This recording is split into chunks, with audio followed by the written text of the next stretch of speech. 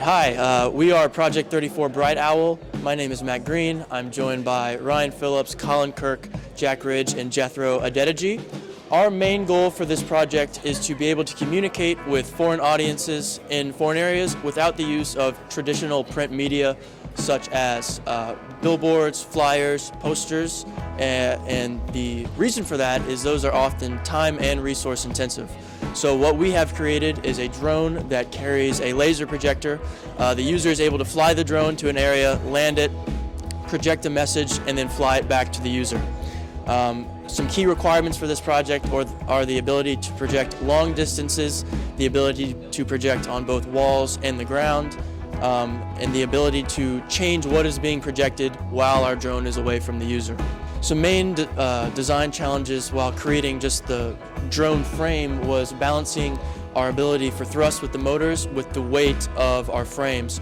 Another challenge was with our battery. So obviously larger batteries have more power and you can get a longer flight time from that, but they are also a lot heavier. So we had to kind of balance those two things. Our battery is a Tattoo lithium polymer battery. Lithium polymer batteries are pretty standard in the drone industry. It's got 6 cells, each with a maximum capacity of 4.2 volts. So for a total of around 25.2 volts for the battery.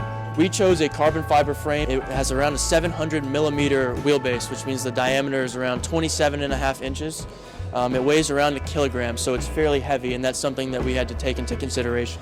So for our projector, we obviously needed something to project very long distances, and that's why we chose a laser projector. They have a lot longer range than your traditional kind of picture projectors that you would see in a classroom or something. And our projector that we chose is called the Laser Cube. It is a very compact projector. You can see it on our bottom of our drone. For our ground control stations, we chose something called Q Ground Control. This is a program where you can plot where you want the drone to go. You can read the drone specifications, so like what the battery level is, what the altitude is. It's very easy to use. So our brain of the drone is called the Pixhawk 4. It is one of the more recent iterations of the Pixhawk. It basically just tells the drone, it regulates the power. It's what our RC controller communicates with, along with the antenna on top. In the start of January, we were assembling our drone. We are soldering our electronic speed controls, which basically regulate the power from the battery to the motors to our power management board. In the video, we are calibrating our motors using our controller. So originally, we were going to run the operating system for our projector on a Raspberry Pi, but we ended up having some problems with that. So we ended up opting for an Android phone. We needed an Android device to run the operating system for our projector.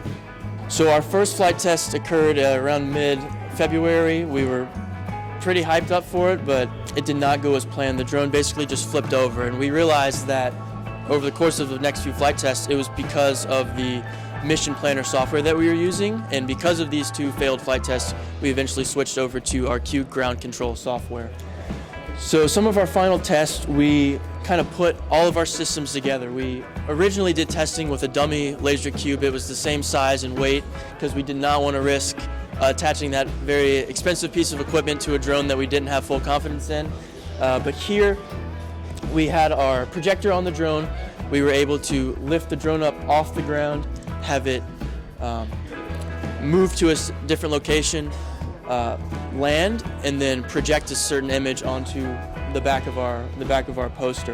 One of our requirements is to be able to change what is being projected while it's in use. So something the phone can do is run our projection software, and based off of what the phone, like an input on the phone, you can change what is being projected.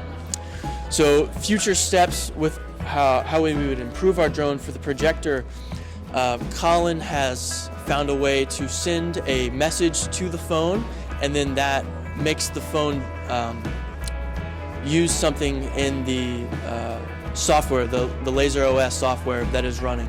So if he sent a text message to the drone, he could program it for that text message to turn the projector on, or send another message to make the projector change what is being projected. We can upgrade the phone that we're using to have more processing power, We could also have more power on board the drone to increase the battery life. And for the drone, we would like to obviously increase that flight time. 6 minutes doesn't give our user a lot of wiggle room. So we've considered adding another battery, running it in parallel with our own battery. So we'd like to add a camera in future iterations to monitor where the drone is in flight, and that would make it a lot easier to land the drone in a specific location, because you can see obviously what you're landing around. So that's been our senior design project for the last year. We're very proud of everything that we've worked on. We didn't really come into this with a lot of drone building experience, but I think everyone on our team did a great job, and we really pulled together a pretty good final project here.